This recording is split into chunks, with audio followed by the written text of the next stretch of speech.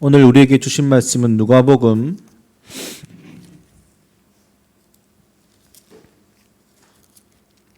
5장 27절부터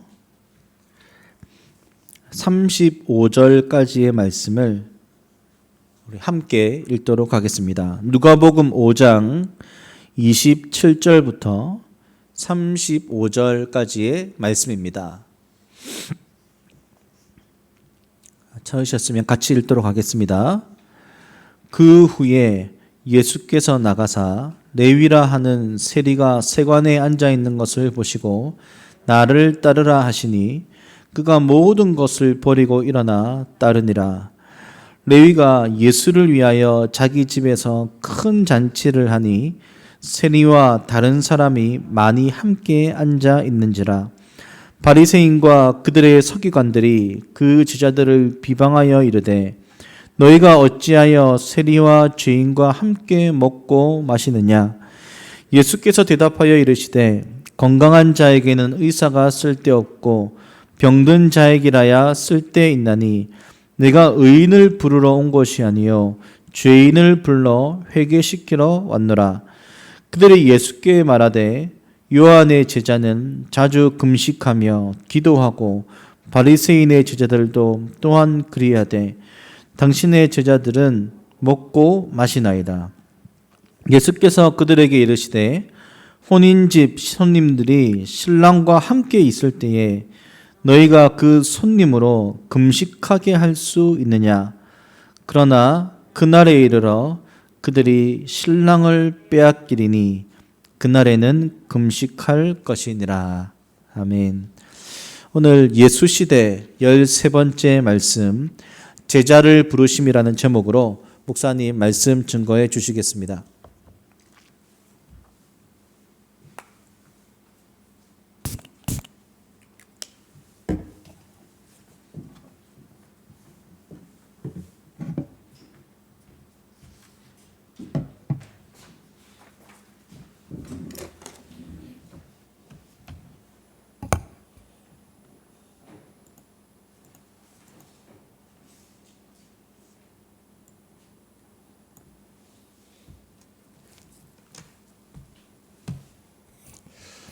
여러분 한 주간 동안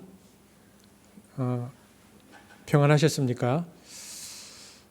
진짜 추운 날씨네요. 저도 이곳에서 이 정도 추운 날씨는 정말 오랜만에 지나는 것 같은데 특별히 건강 유의하시기를 바라고 또 코로나에 날씨까지 추우니까 힘든 분들은 훨씬 더 힘들겠다 그런 생각들이 듭니다. 그래서 우리가 또 우리의 힘듦들에 집중하다가도 또 더 많이 힘들 분들에 대한 생각들도 하면 좋겠다라는 생각이 있습니다. 오늘도 하나님께서 예배 가운데 함께 하실 것을 기대하고요. 제가 말씀을 전하기 전에 먼저 기도하겠습니다. 사랑해 주님 감사합니다. 오늘도 우리가 하나님의 말씀 앞에 섰습니다. 주님께서 우리에게 또 말씀하시고 우리가 또 말씀을 듣는 이 예배의 시간이 우리에게 소중한 것임을 우리가 알고 고백합니다. 성경을 쓰신 성령께서 우리에게 말씀하여 주시고 친히 오셔서 깨닫게 하시고 우리의 가슴이 뜨겁게 하시며 또 삶 속에서 이 말씀을 살아낼 수 있는 은혜를 우리에게 허락하여 주옵소서. 오늘도 우리와 함께 하셔서 우리 예배 가운데 임재하실 주님을 기대하며 예수님 이름으로 기도합니다. 아멘.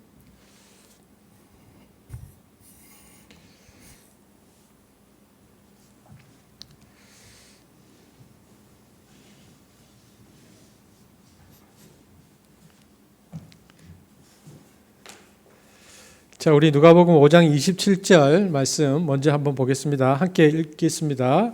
5장 27절입니다. 시작. 그 후에 예수께서 나가사 레위라 하는 세리가 세관에 앉아 있는 것을 보시고 나를 따르라 하시니.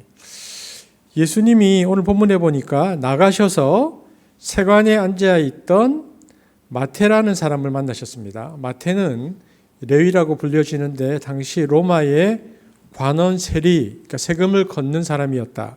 마태복음 9장 9절에 보면 이름이 나오죠. 함께 보겠습니다. 시작. 예수께서 그곳을 떠나 지나가시다가 마태라 하는 사람이 세관에 앉아 있는 것을 보시고 이르시되 나를 따르라 하시니 일어나 따르니라. 그렇게 되어 있습니다. 여러분, 그런데 오늘 우리가 읽었던 누가복음 57장을 보면요, 누가는 예수님의 이 행동은 앞의 어떤 행동에 연이어서 하신 행동이라는 것을 강조해서 말하고 있습니다. 그래서 5장 27절 앞부분에 보면 어떻게 되어 있죠? 그 후에, 그러니까 예수께서 마태라고 하는 레위를 부르시는 이 행동이 앞에 어떤 행동이 있었는데 그 행동 뒤에 일어난 일이다라는 것을 누가가 우리에게 이야기하고 있습니다. 그러면 앞에 있었던 것은 어떤 행동이었을까? 우리가 누가복음 5장 전체를 읽지는 않았는데요. 여러분 집에서 누가복음 5장을 한번 읽어보시면 누가복음 5장 1절에서 11절까지는요. 갈릴리 바다에서 베드로와 또 베드로와 함께 있었던 그 제자들을 부르시는 장면이 5장 1절에서 11절입니다. 그러니까 주님이 5장은 주님께서 제자 공동체를 구성하시는 내용으로 시작하죠. 그러면 5장 1절에서 11절까지 제자 공동체를 예수님께서 먼저 부르셔서 구성하신 후에 예수님께서 하셨던 일이 뭔가 12절부터 보면 11절까지는 제자 공동체를 부르셨고요.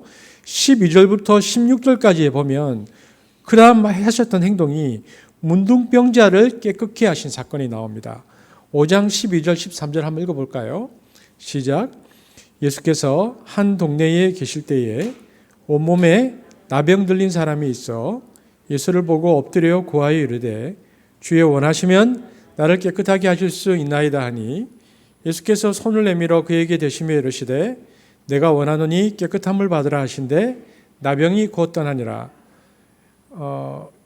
11절까지는 제자를 부르시고 12절부터 16절까지는 이렇게 문둥병자를 깨끗게 하시고 그 다음에 17절부터 오늘 우리가 읽었던 바로 앞절 26절까지는 그러면 무슨 일이 있었는가? 그 다음은 예수님께서 유대인의 회당에 들어가셔서 중풍병자를 직접 고쳐서 회복시키는 사건이 기록되어 있습니다. 이것이 구조입니다.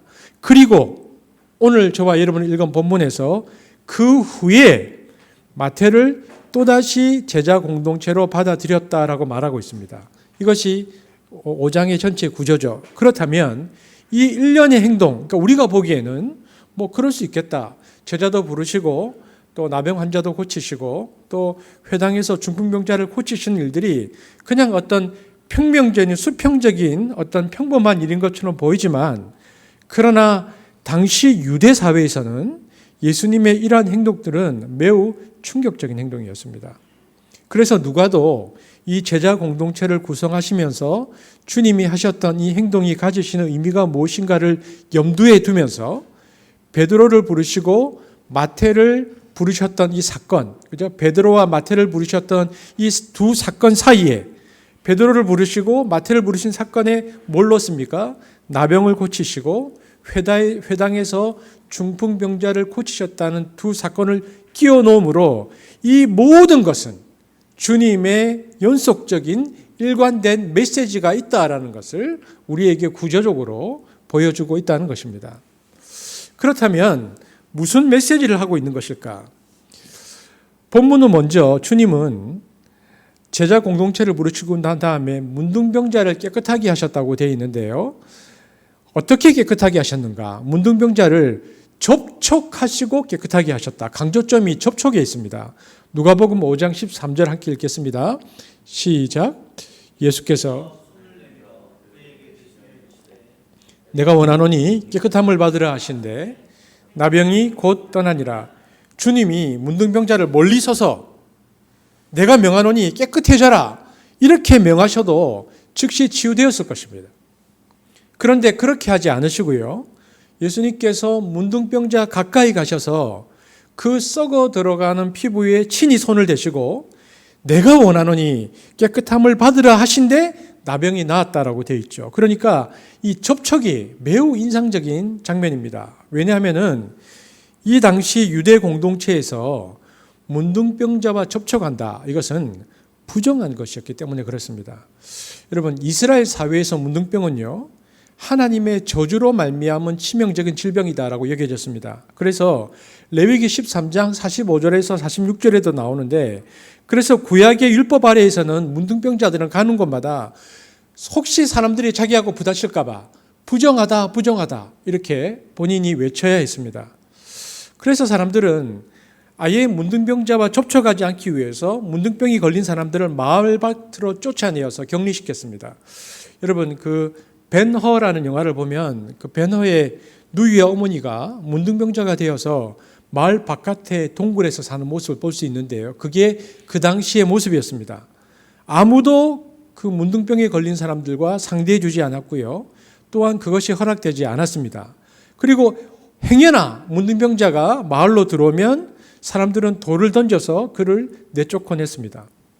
그러므로 문둥병에 걸린 사람은 단순히 건강만을 잃는 것이 아니고 가족과 친척, 가정 그리고 삶의 모든 터전을 잃을 수밖에 없었습니다. 그런데 여기에서 더 무서운 게 있습니다. 뭐냐면요, 이들은 그렇기 때문에 회당에서도 성전에서도 그들은 예배할 수 없었습니다. 그리고 그렇기 때문에 그들은 바리새인들과 만날 기회도 없었고요. 바리새인들도 그들과 함께하지 않았습니다.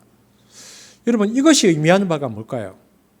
이것이 의미하는 바는 한마디로 소외입니다. 그들은 철저히 영적인 소외를 당하고 있었습니다. 여러분, 영적인 소외라는 것이 무엇을 말하는 걸까요? 이 말은요, 이 당시에 영적인 소외를 당했다는 것은 소망이 없다는 말입니다. 어떤 소망이 없는가? 이생에도 소망이 없고 내세에도 소망이 없다는 뜻입니다. 여러분, 회당과 성전에 갈 수 없다는 것이 왜 내세에도 소망이 없는 것일까요?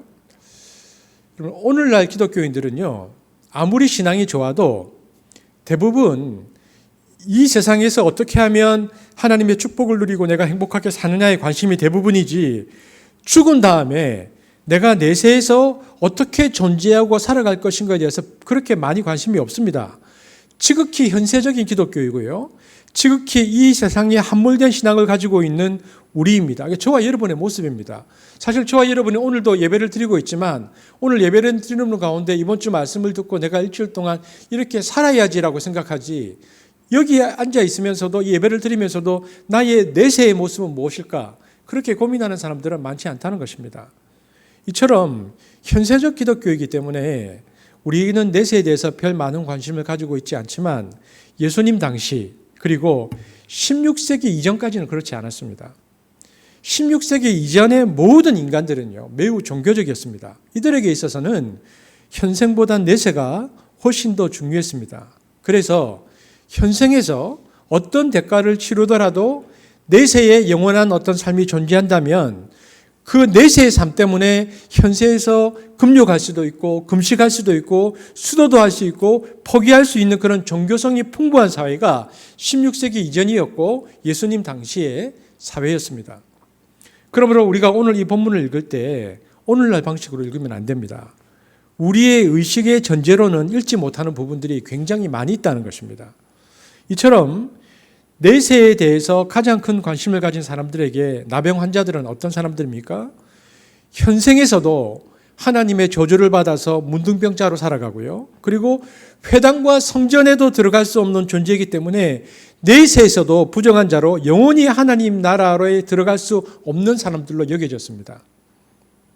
그러면 그들이 겪었던 이 소외감이라는 것은요, 절망적인 것입니다.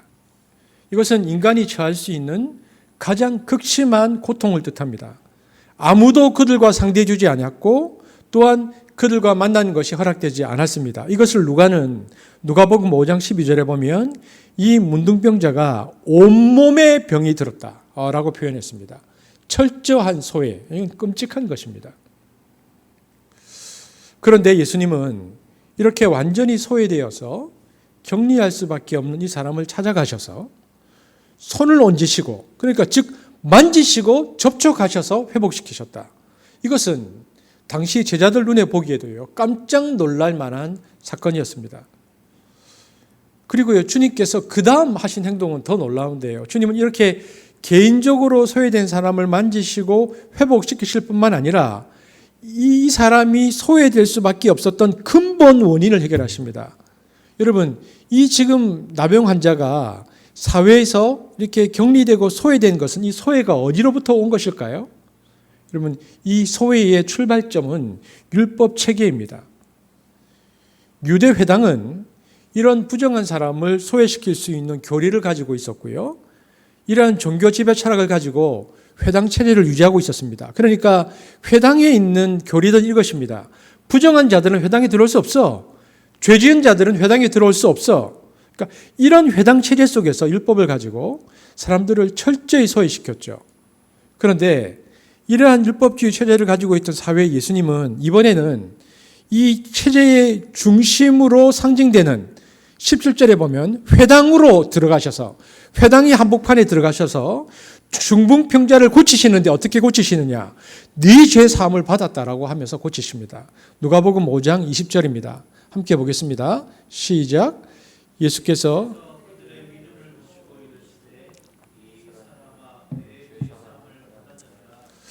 예수님께서 지금 뭘 말씀하고 계십니까? 죄사함의 권세는 회당의 율법 체제에 있지 않고 예수님께 있다는 것을 보이시기 위해서 죄사함을 받았다고 하시면서 회복시키심으로 율법주의를 근원적으로 무력화시키고 해체시키고 있습니다. 그러자 그곳에 있던 바리새인과 율법교사들이 난리가 났습니다. 신성모독이라는 것입니다. 하나님만이 하실 수 있는 죄사함을 어째서 네가 하느냐고 사람들이 수군거리기 시작했습니다. 21절입니다. 보겠습니다. 시작.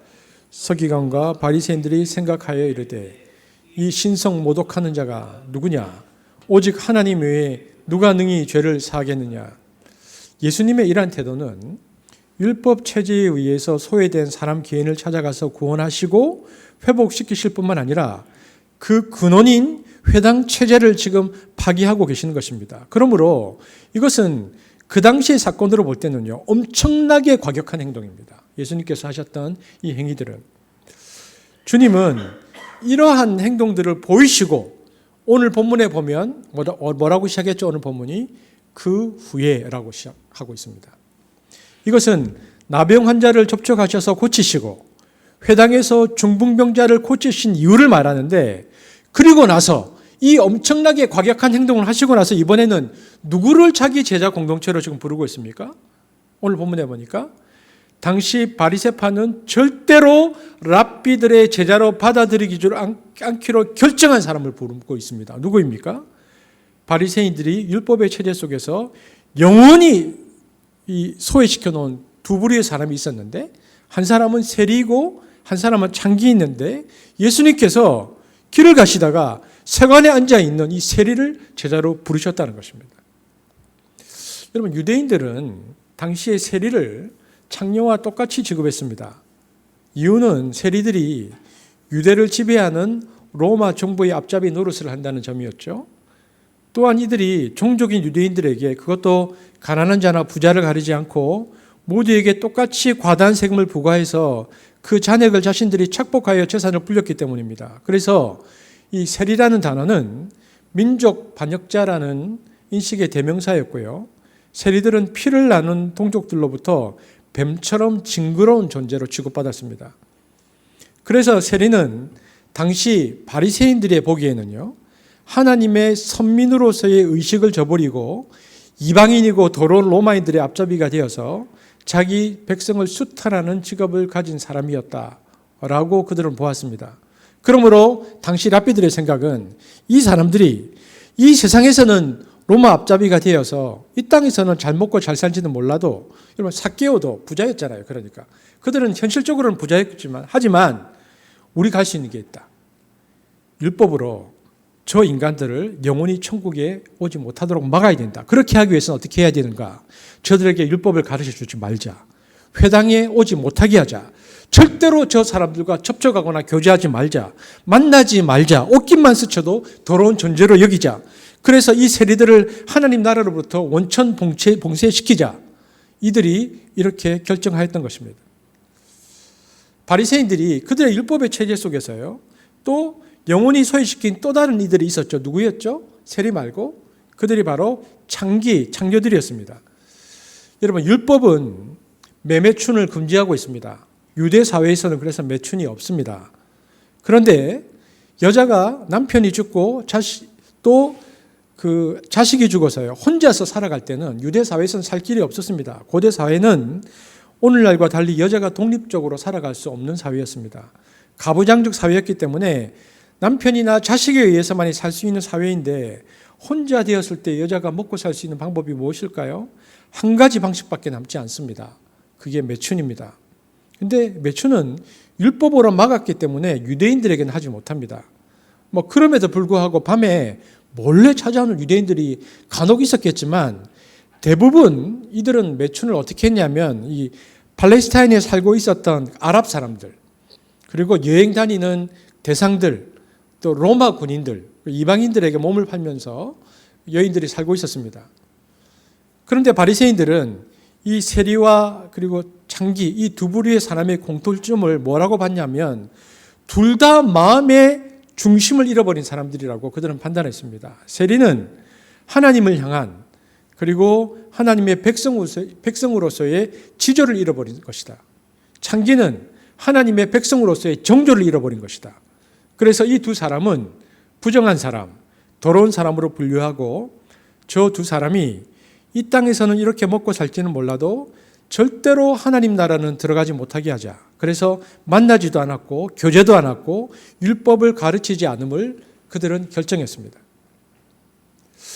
여러분, 그렇다면 율법을 가르치지 않음과 회당 출입의 금지가 왜 이토록 중요한 것인가? 이것은 당시 유대인의 구원관 때문에 그렇습니다. 당시 유대교 랍비들의 구원관은 어떤 것이었습니까? 그들은 어떻게 하면 구원을 받는다고 생각했죠? 율법을 듣고 율법을 행하면, 즉 율법에 나타난 하나님의 의의 기준을 충족시킴으로써 그 행위의 의의가 쌓여서 천당 간다는 것이 유대교의 구원론입니다. 그러니까 한마디로 뭡니까? 행위 구원론이죠. 그래서 탈무드에 보면 마지막에 하나님께서 그 사람을 저울에 단다는 것입니다. 평생 율법을 지킨 의와 율법을 지키지 않은 불의를 저울에 달아서 평생 율법을 지켜서 의를 쌓은 부분이 많으면 천당, 아니면 지옥. 이것이 탈무드에 나오는 유대인의 구원론입니다. 그러므로 유대인들은 그렇기 때문에 율법을 지키는 것을 목숨 걸고 지키는 것입니다. 왜냐하면 현세의 짧은 시간 동안 율법을 지키는 것에 의해서 영원한 삶이 결정되니까 정말 율법을 1.1엔도 가감없이 지키려고 철저하게 그들은 지키려고 했습니다. 그래서 유대교의 구원론은 행위 구원론일 뿐만 아니라 또 하나는 지식 구원론임을 알 수 있습니다. 왜냐하면 율법을 배워야만 했기 때문에, 율법을 알아야 구원에 이르는 행위를 할 수 있기 때문입니다. 이런 식으로 말하면 뭐라고 해야 될까요?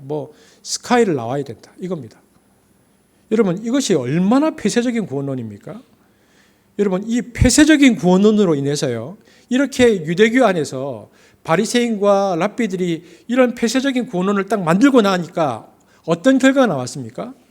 그 폐쇄적인 구원론 안으로 들어오지 못하는 수많은 사람들이 소외를 경험합니다. 당시 대부분의 팔레스타인에 사는 사람들 80%가 농노 아니면 노예였습니다. 우리가 지난주에 살펴보았는데 이 당시 사회는 사회 양극화가 심했습니다. 그러니까 이들은 자기가 시간을 내어서 율법을 배울 수가 없는 사람입니다.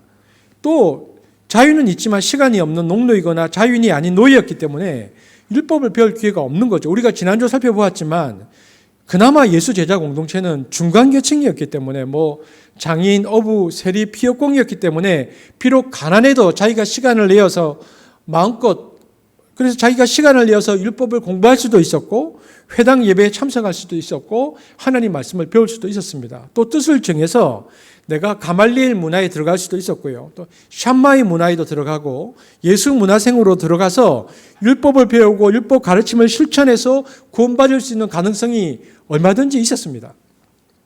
그러나 나머지 이 율법 체제 안으로 들어올 수 없는 80%의 사람들은 율법을 못 배웠는데 어떻게 지킵니까?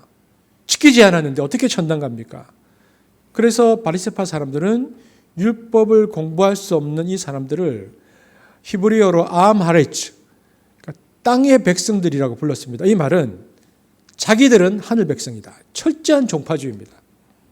그리고 시간이 있어도 절대로 율법을 가르쳐주지 않기로, 그래서 아예 천당을 못 가도록 원천 봉쇄시킨 사람, 우리가 살펴본 대로 세리와 창녀였는데요. 이들을 향해서도 암하레츠라고 불렀는데 여기서 암하레츠의 뜻은 율법을 배우지 못했기 때문에 땅에서만 살다가 죽으라는 뜻입니다.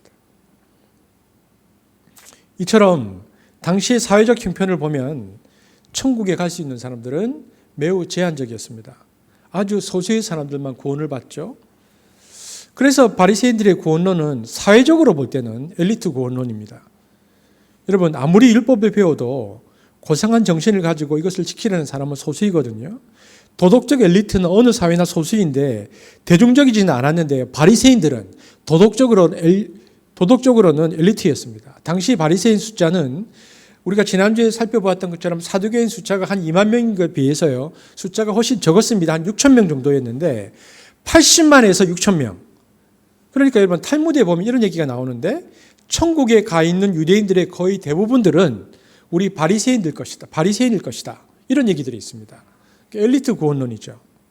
자, 그럼 제가 한번 질문해 보겠습니다. 당시의 일반적인 사람들은 바리새인과 사두개인 중에서 누구에게 더 호의적이었을까요?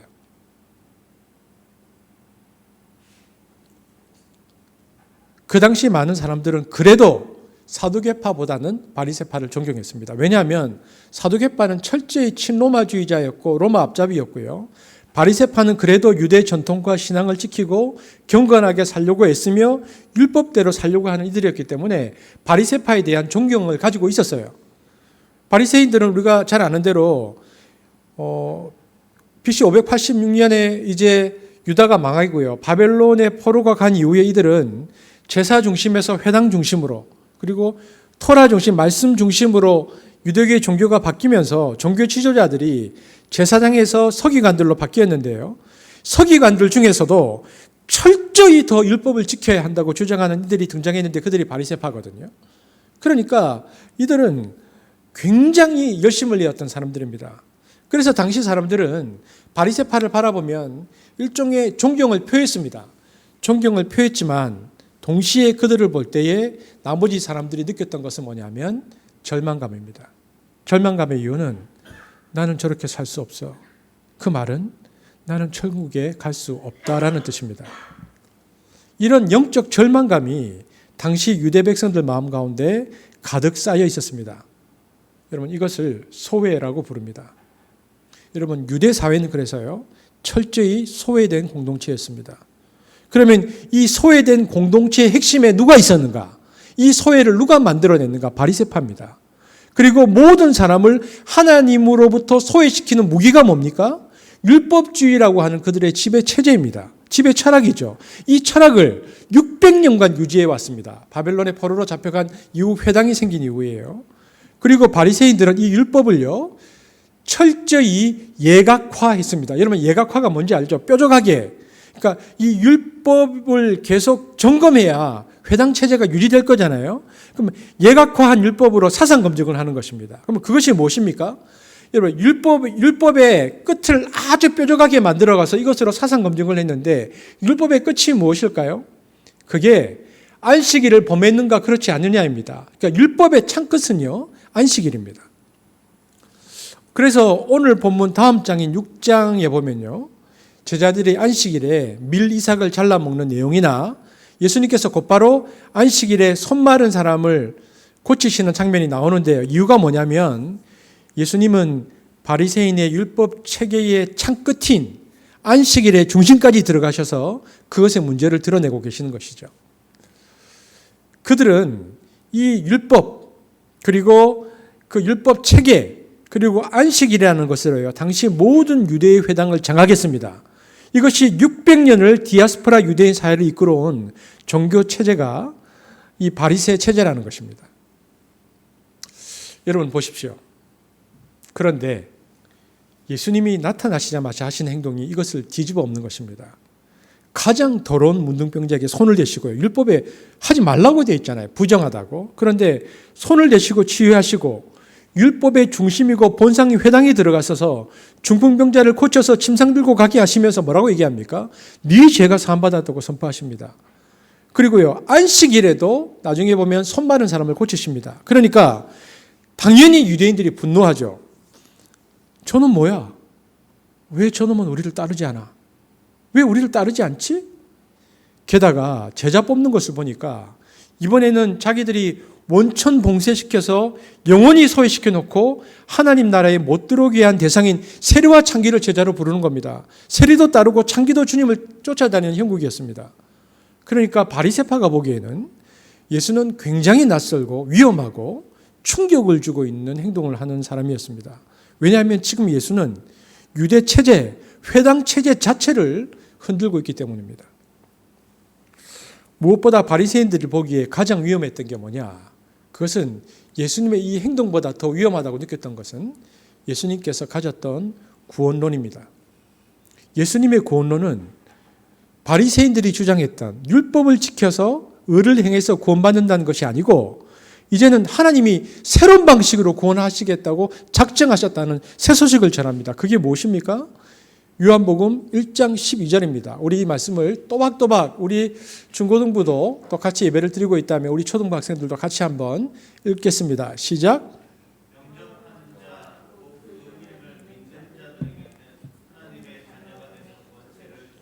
여기 보십시오.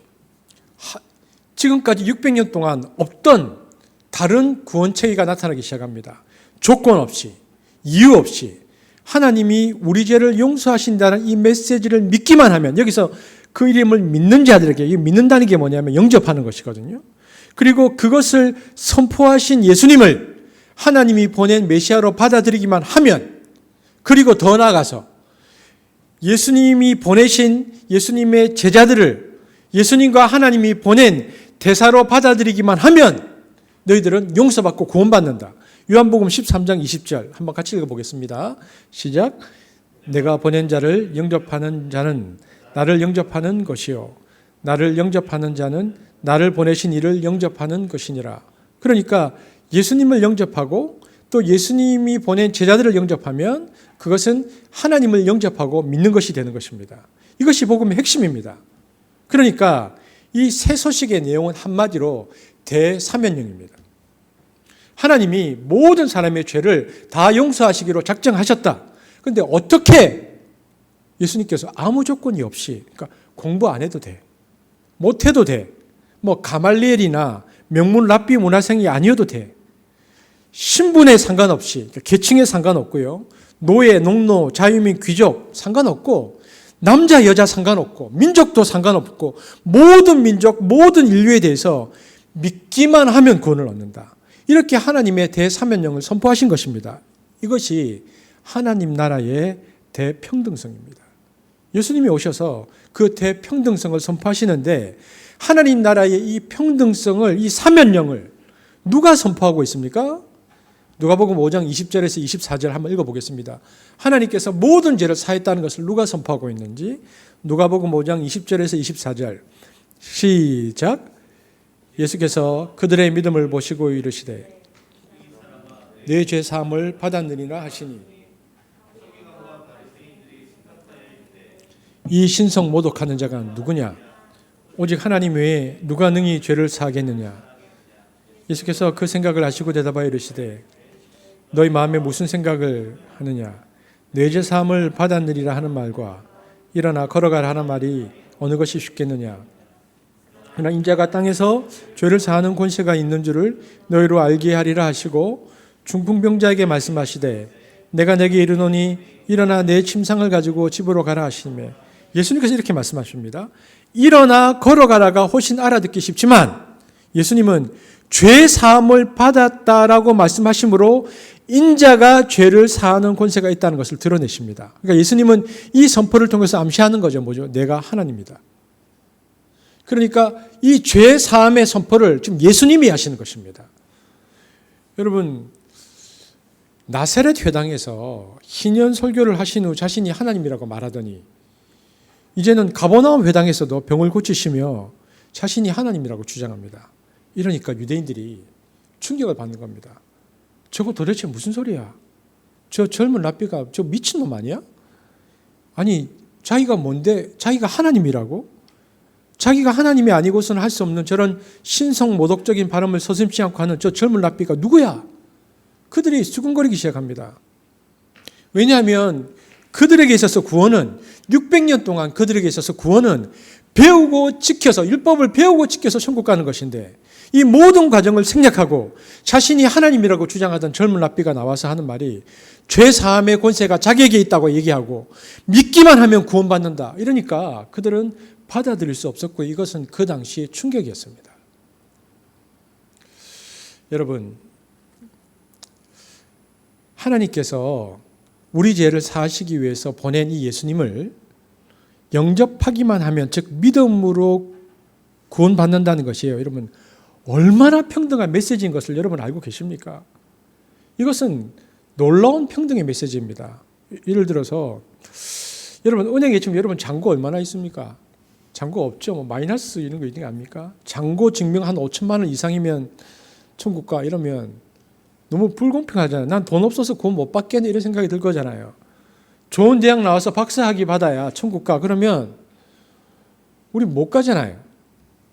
그런데 생각해 보면 사실 인류의 모든 종교의 구원은 다 조건이 있습니다. 모든 종교가 다 그래요. 뭐 도를 닦아야 한다, 혹은 도덕군자가 되어야 한다, 성인이 되어야 한다, 뭐 욕심을 버려야 한다.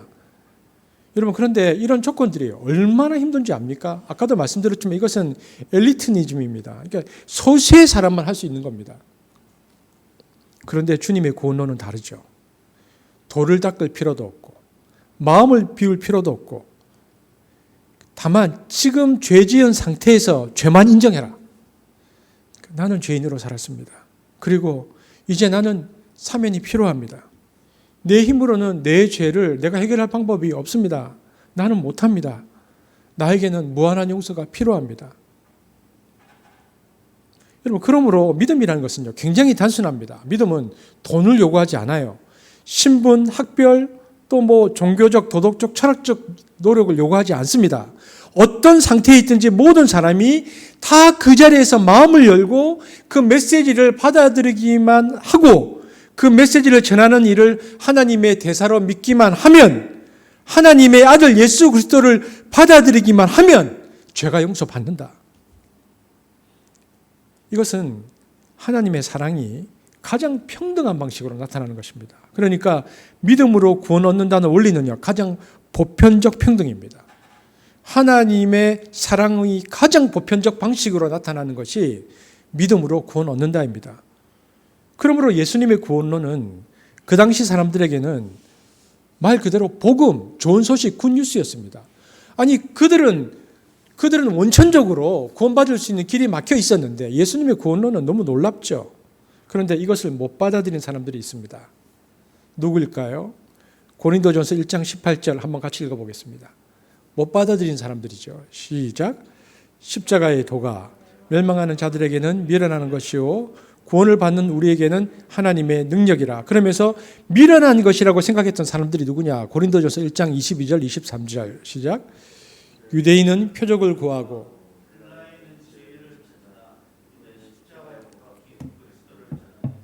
유대인에게는 거리끼는 것이요 이방인에게는 미련한 곳이로되. 여러분, 여기 보니까요, 그 당시 헬라인에게는 믿기만 하면 구원 얻는다, 이게 이치에 안 맞는 겁니다. 왜냐하면 헬라 사람들 생각에는 뭐 깨닫거나 뭐 돌을 트거나 사람이 해탈을 하거나 초월을 해야 어떤 구원을 받는 것이지, 어떻게 십자가를 믿기만 하면 구원 얻는다. 그래서 그들이 보기에는 이것이 뭡니까? 이것이 미련한 것이었습니다. 논리에 맞지 않죠. 그래서 필로소퍼들은 거부합니다. 말도 안 되는 얘기.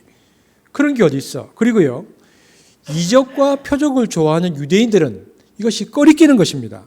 아니, 십자가에 매달린 실패자가, 이 능력 없는 자가 어떻게 우리를 구원하느냐. 말도 안 되는 것. 그래서 유대인들은 꺼렸다는 것입니다. 그리스도인들은 이것을 미련한 것으로 봤고요, 유대인들은 꺼리꼈다는 것입니다. 여러분, 그러므로 우리가 지금 상식으로 알고 있는 믿음으로 구원을 얻는다는 것이 너무 쉽고 너무 평범하고 너무 보편적인 것이어서요, 엘리트들은 받아들이기가 힘든 겁니다.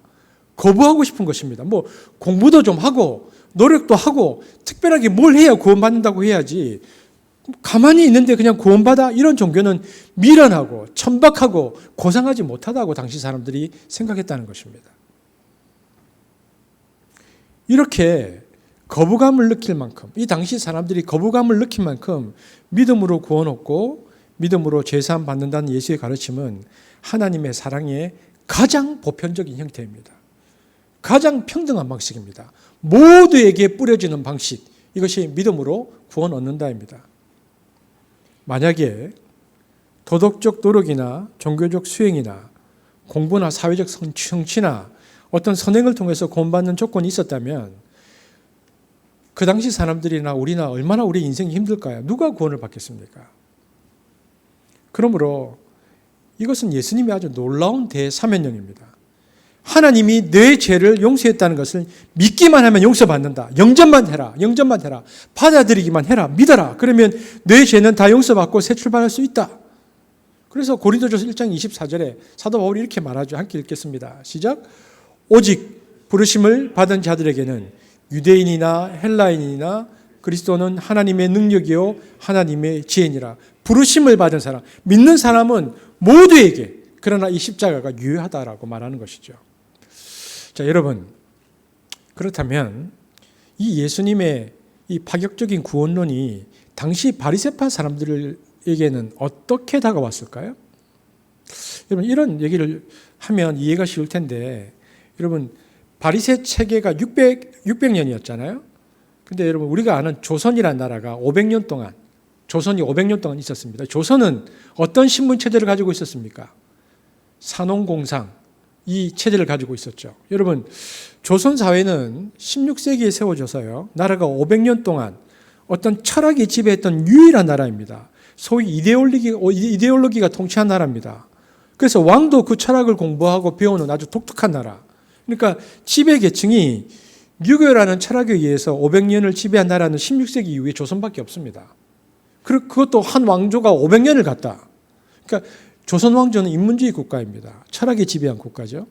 마지막에 썩어서 이 철학이 위선이 되고 사대부들이 뭐 다 부정부패해서 다 해먹어서 유교 체계가 붕괴돼서 이 조선이 무너진 것이지, 원래 정도전이 세운 나라는 16세기 이후에 전 세계에서 보기 드문 근대 국가였습니다. 철학이 있었던 나라였거든요.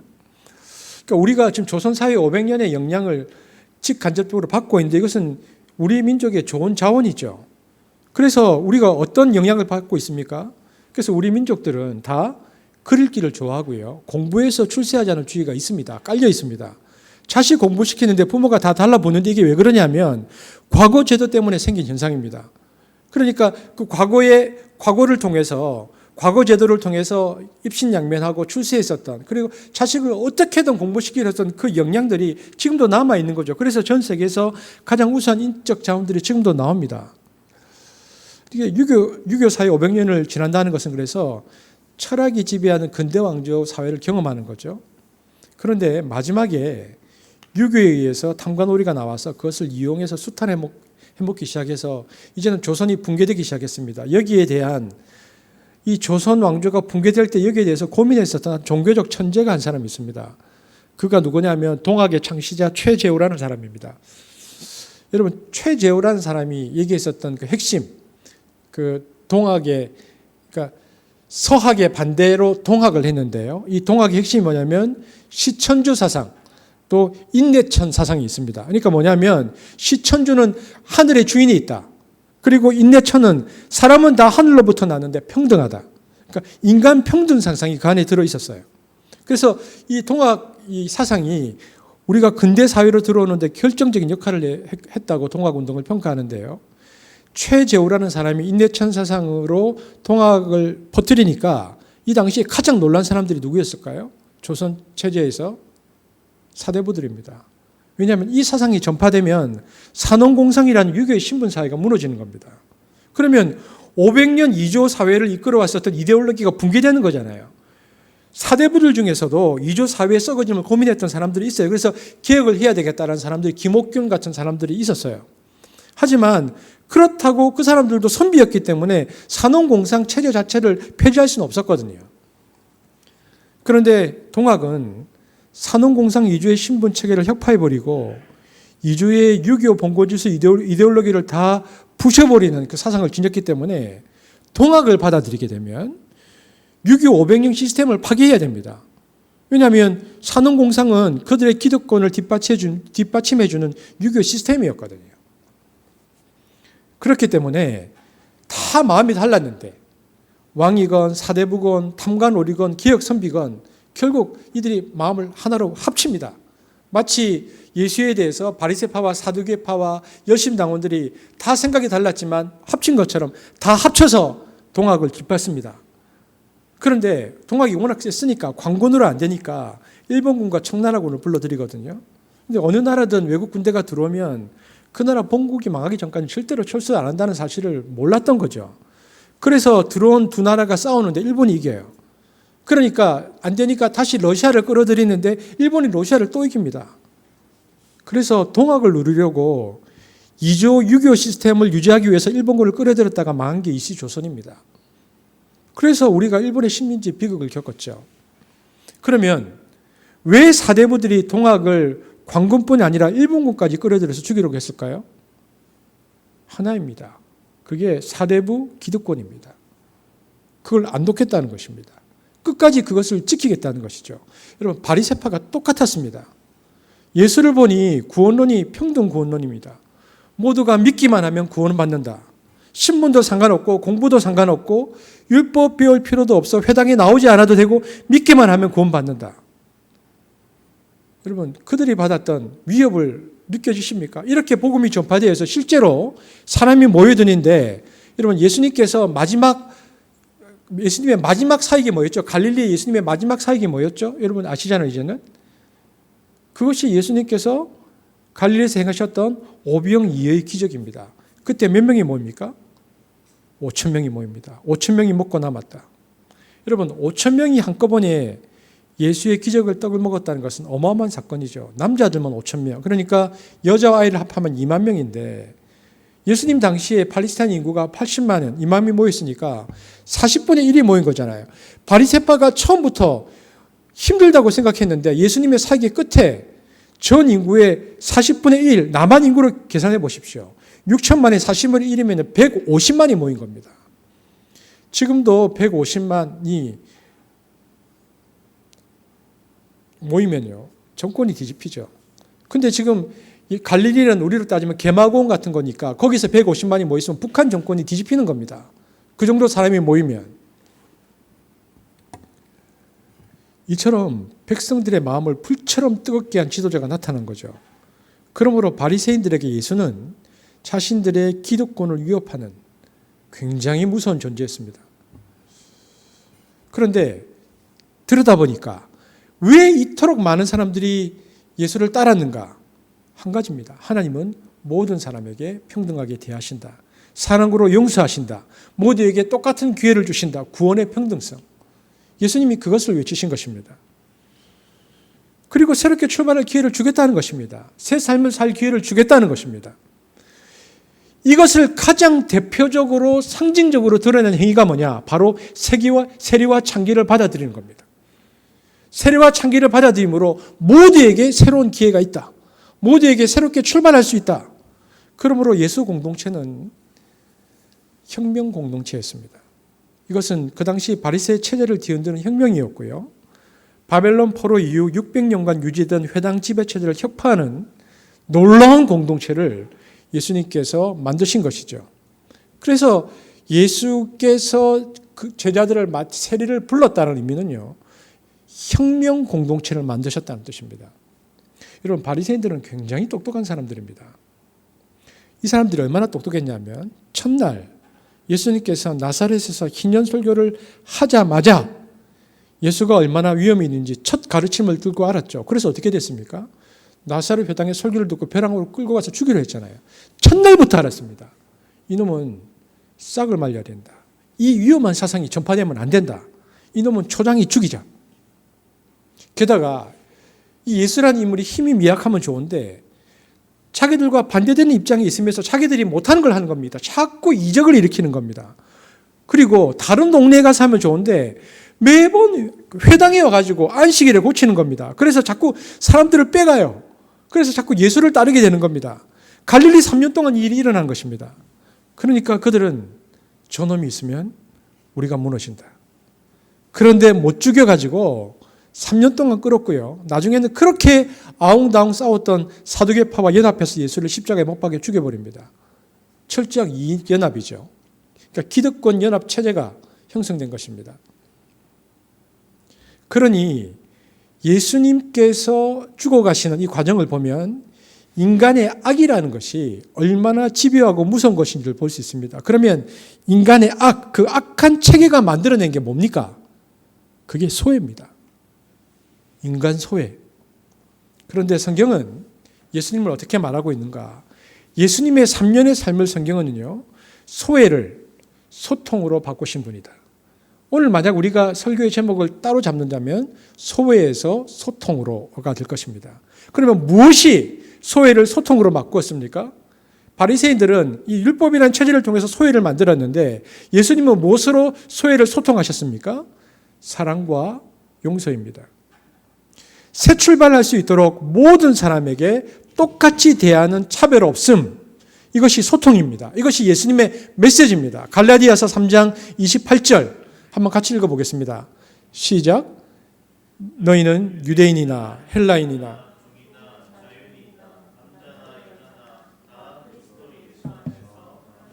똑같다. 차별이 없다. 그래서 예수님께서 마태복음 4장 17절에 이 메시지를 전하신 거죠. 함께 보겠습니다. 시작.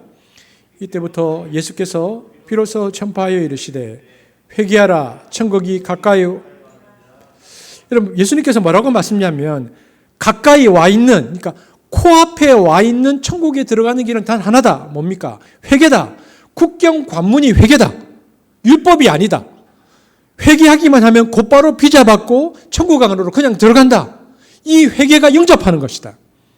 우리의 행위가 아니고 하나님의 은총으로 예수님의 죽으심으로 죄가 대속되고 모두 죄에서 자유롭게 된다는 이 얘기, 사랑과 용서를 예수님께서 말씀하시는 거죠. 그래서 요한복음 1장 12절에 다시 한번 읽겠습니다. 시작. 영접하는 자, 곧 그 이름을 믿는 자들에게는 하나님의 자녀가 되는 권세를 주셨으니 조건 없이 이유 없이 하나님이 우리 죄를 용서하신다는 이 메시지를 믿기만 하면 여기서 믿는다는 것이 영접하는 것인데 그러면 천국 하나님 나라에 곧바로 진입한다. 예수님께서 이렇게 말씀하신 것이죠. 여러분 그 소통, 소외에서 그 소통을 통해서 그래서 삶의 희망을 본 사람들이 어떤 반응을 보일까요? 지금까지 철저히 소외되었다가 그 구원론에 소통을 통해서 삶의 희망을 얻은 사람들의 반응을 누가복음 5장 27절 28절 한번 보겠습니다. 시작. 그 후에 예수께서 나가사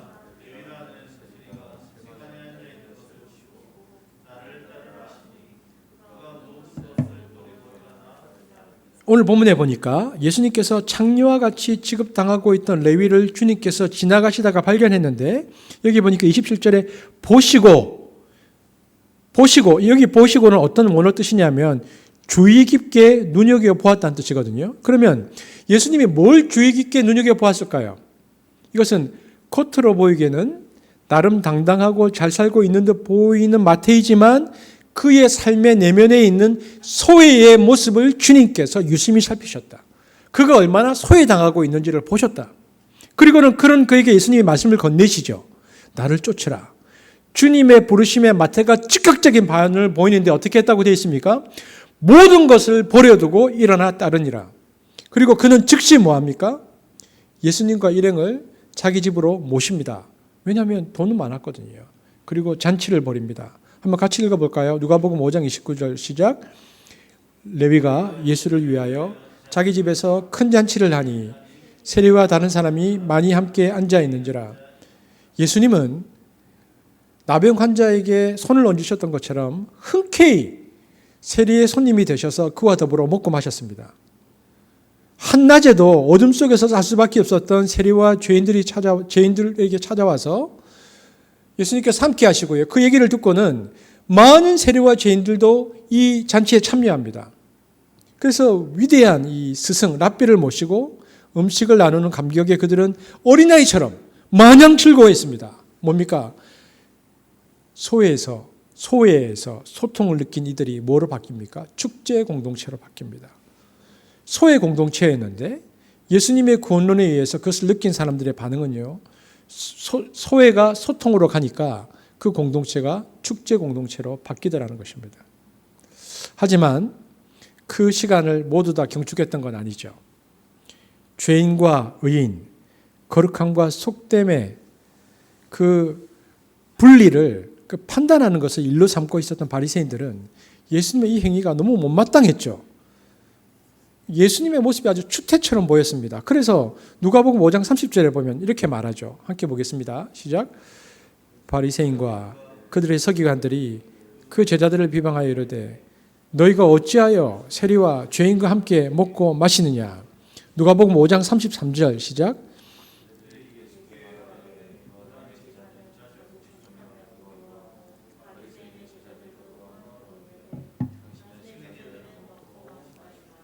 소회에서 소통을 통해서 축제 공동체로 바뀐 이들이 너무 못마땅한 것입니다. 비아냥거리자 예수님께서 그 얘기를 듣고 아주 중요한 얘기를 하시죠. 누가복음 5장 34절에서 35절 시작. 혼인집 손님들이 신랑과 함께 있을 때에 너희가 그 손님으로 그러나 그날에 이르러 그들이 신랑을 빼앗기리니 그날에는 금식할 것이니라. 지금 예수님께서 아주 독특한 얘기를 하십니다. 내가 이 세상에 온 의미가 뭐라는 겁니까? 내가 온 것의 의미는 내가 지금 이 세상에 왔고 지금 세리 마태의 집에 와 있는 의미가 뭐라고 얘기하는 겁니까? 이것은 신랑을 통해서 지금 잔치가 벌어진 것이라고 말씀하고 계십니다. 그러니까 하늘이 신랑으로 예수님을 보냈다는 겁니다. 하늘이 지금 땅하고 사도를 맺은 겁니다. 땅의 모든 사람들, 아마레츠, 이 땅의 사람들, 창기와 세리를 하늘이 예수님을 신랑으로 보내서 용서하고 사랑한다고 말하고 다시 살자고 말하고 다시 새 출발하자고 말하는 잔치를 연 겁니다. 예수님께서 지금 그렇게 말씀하고 계시는 것입니다. 소회에서 소통에서 축제로. 이것이 지금의 의미다. 예수님께서 말씀하십니다. 그래서 예수 제자 공동체의 부름은 예수님께서 제자를 부르셨다는 것은 바리새인이 소외시켜 놓은 세상에서 소통 공동체로 더 나아가서 축제 공동체로 부름을 보여주는 상징적인 메시지가 있는 것입니다. 모든 사람을 평등하게 대하는 예수님을 믿기만 하면 누구든 구원 얻는다는 소통을 통해서 삶의 희망을 본 사람들이 축제 공동체로 바뀌고 있는 것입니다. 여러분, 예수님의 공생의 행위 중에서 가장 인상적인 것은 예수님께서 잔치를 좋아하셨다는 거죠. 그래서 예수님 별명이 있습니다. 파티쟁이라고. 그러니까 바리새파가 그래서 밤낮 예수님 꼬투리 잡는 게 저거 술 마시기 좋아하고 저거 먹는 거 좋아한다고 계속 비아냥거리는 겁니다. 그러나 주님은 나는 소통하고 이 땅의 슬픔과 죽음과 절망을 기쁨과 회복과 새로운 소망의 축제 공동체로 바꾸기 위해 오셨음을 뭐를 통해서 드러내셨자? 잔치를 통해 드러내셨습니다. 그래서 예수님의 비유를 보면 잔치가 많이 등장합니다. 마태복음 22장 2절 한번 같이 읽겠습니다. 시작. 천국은 마치 자기 아들을 위하여 혼인잔치를 베푼 어떤 임금과 같으니. 또 누가복음 15장에 보면 천국은 어떤 곳과 같습니까? 돌아온 둘째 아들을 끌어안고 잔치를 벌이는 아버지와 같은 것이다. 또 예수님의 구원을 통해서 하나님과 누리는 교제의 풍성한 삶을 요한계시록에서는 요한계시록 3장 20절에 이렇게 얘기합니다. 보겠습니다. 시작. 볼지어다 내가 문 밖에 서서 두드리노니 누구든지 내 음성을 듣고 문을 열면 내가 그에게로 들어가 그와 더불어 먹고 그는 나와 더불어 먹으리라. 여러분, 잔치는 하나님과의 교제의 회복 축제의 삶이 이제 다시 시작되었다는 하늘 축제를 의미합니다. 그러니까 하늘이 땅에 키스했고요. 새로운 결혼 생활이 시작된 것입니다. 오늘 본문에 보면 그래서 소외의 상징이었던 마태의 집에 예수님께서 신방 오셔서 그의 삶을 뭐로 바꾸셨다? 축제로 바꾸셨다. 여러분, 예수님이 마태나 삭개오의 집에 신방하시듯 우리의 예배 시간에 예수님께서 신방 오셔서 바리새인들이 모든 이들을 율법으로 소외시킨 것처럼 이 자본주의 물질 사회가 철저히 우리를 소외시킨 상황 속에서 아니야. 그래, 한번 힘을 내자. 살아보자. 그래, 사랑하자. 용서하자. 다시 일어날 수 있도록 힘을 주시는 분으로 다가오시는 분이 우리 예수님이라는 것을 우리가 기억해야 합니다. 우리가 예배 드릴 때에 하나님께서 예배 중 우리에게 신방 오셔서 우리의 삶을 터치하시고 우리의 아픔과 고통과 슬픔을 다 안고 위로하고 쓰다듬으십니다. 마치 세리의 집에 가셨던 것처럼.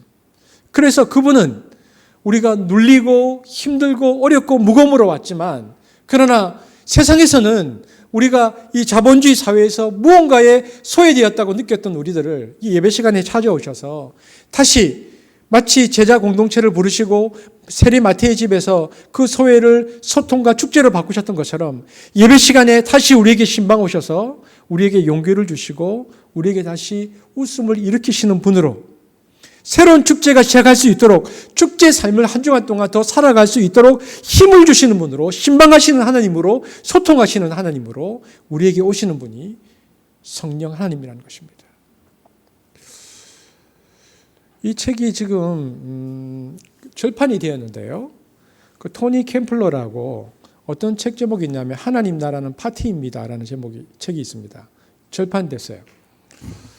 그 중간에 보면 이런 문구들이 조금 있는데 제가 몇 읽어드릴게요.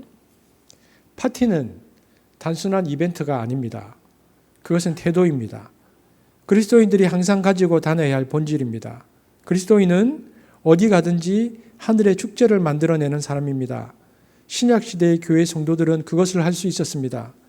1세기 크리스찬들은 감옥에 갇혔을 때조차도 간소와 다른 죄인들을 깜짝 놀라게 하는 천국 분위기를 창조했습니다. 바울과 실라는 감옥에 갇혀 있을 때 찬송과 노래와 하나님을 향한 감사로 그 감옥을 쩌렁쩌렁 뒤흔들었습니다.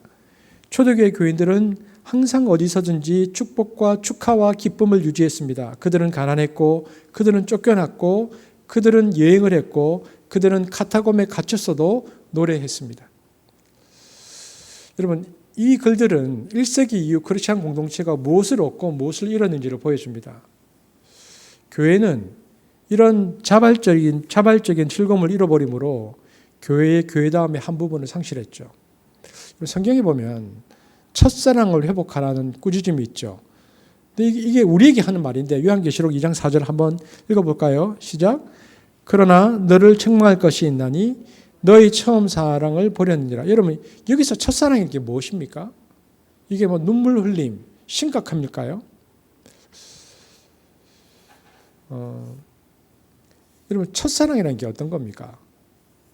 요즘 10대들한테 물어보면 딱 좋은데, 여러분 10대들이 처음 본 사람에게 느끼는 가슴 두근두근하는 흥분, 여러분 기억 잘 안 나시죠?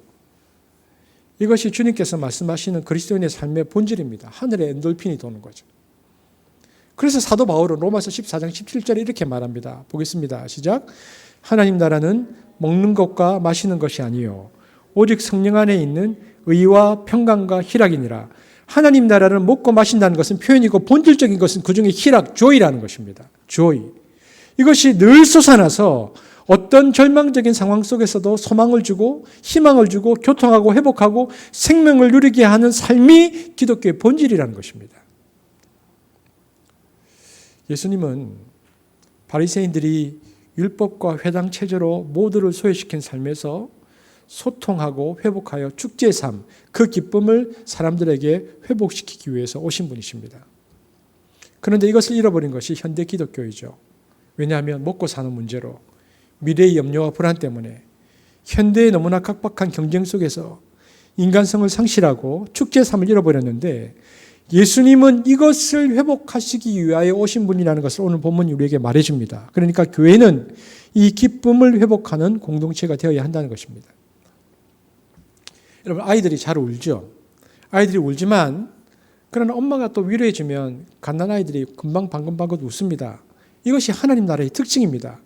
그리스도인들이 힘들어도 눈물을 흘려도 우리 그리스도인들은 곧 유쾌해질 수 있습니다.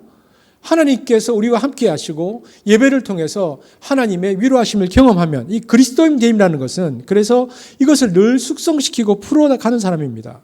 그러니까 여러분, 누가 가장 성령 충만한 사람입니까? 한결같이 웃을 수 있는 사람. 제가 한번 질문해 볼까요? 우리 교회에서 누가 가장 잘 웃습니까? 우리 가정에서는 누가 가장 잘 웃습니까? 여러분, 이사야 선지자는 하나님 나라가 이 땅 가운데 임하면 그것은 축제가 될 것이라고 말했습니다. 이사야서 25장 6절입니다. 시작. 만군의 여호와께서 이 산에서 만민을 위하여 기름질 것과 오래 저장하였던 포도주로 연회를 베푸시리니 곧 골수가 가득한 기름질 것과 오래 저장하였던 맑은 포도주로 하실 것이며. 여러분, 이 파티 분위기가 느껴집니까? 하나님 나라가 이 땅 가운데 임하면 이런 어마어마한 축제가 벌어질 것이라고 얘기하고 있습니다. 여러분, 이 완전한 하나님 나라를 우리가 기대하면서 예수님이 이 땅 가운데 오셔서 철저히 소외시켰던 사회에서 소통을 통해서 소통을 위해 신방 오셨듯이 우리도 하나님을 아직 알지 못하는 이들과 어려운 일들을 당한 사람에게 신방 가서 그들의 삶을 축제의 삶으로 바꿔주는 공동체가 되어야 하는 것입니다. 그래서 예수께서 제자를 부르셨다는 의미는 소외에서 소통으로, 소통에서 축제로 우리의 삶이 이처럼 지금도 세상 가운데 철저히 소외된 사람들에게 찾아가셔서 그렇지 않다. 너희들의 삶이 축제의 삶이 될 수 있다는 것을 전해주는 사명, 그 사명을 한수비 감당할 수 있기를 주님의 이름으로 축복합니다. 기도하시겠습니다. 사랑의 주님, 감사합니다. 오늘은 예수께서 제자를 부르시는 두 번째의 의미를 살펴보았습니다. 예수께서 제자를 부르셨던 첫 번째 의미가 우리의 삶의 하향성을 말씀하셨다면 두 번째 의미는 소외에서 소통과 축제의 삶이라고 말씀하십니다. 주님, 그렇습니다. 우리에게 오셔서 지금도 끊임없이 우리의 삶을 소통과 회복의 삶으로, 축제의 삶으로 바꾸고 계시는 성령님, 우리의 삶이 그렇게 변화되기를 원하고 우리가 세상 가운데 그 축제의 삶을 전해주는 공동체가 될 수 있도록 우리를 사용하여 주옵소서. 감사를 드리며 예수님 이름으로 기도합니다. 아멘.